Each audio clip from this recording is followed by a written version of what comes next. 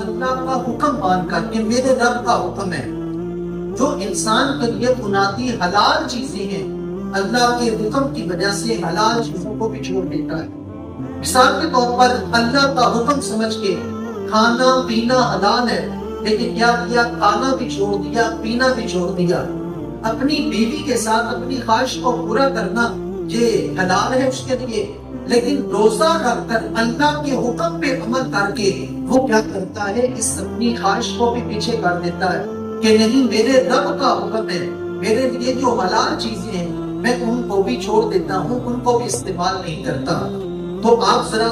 سوچئے کہ روزہ کس طرف ہمیں دعوت دیتا ہے، کس طرف ہمیں لے کے جاتا ہے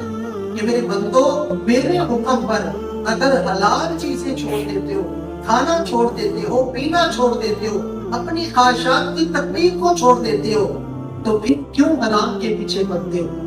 اگر حلال چیزیں وہ تمہارے لیے جائز نہیں ہے جو تمہارے رب نے تمہارے لیے حلال رکھی ہیں، تو پھر حرام چیزوں کا رستہ اختیار کرو گے تو کیسے تمہارے لیے جائز ہو سکے؟ تو اس میں دعوت فکر ہے روزے میں کہ روزہ ہمیں کے راہ دکھلاتا ہے، اے بندہ مومن، تو حلال رزق کو چھوڑ کے بیٹھا ہے،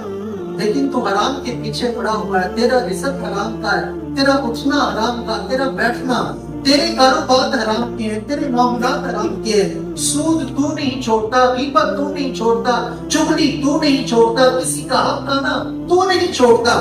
تجھے جب تو کھانا چھوڑ کے بیٹھا ہو، یہ تو تیرے لیے حلال شے ہے، تجھے اتنی بڑی دعوت فکر ہے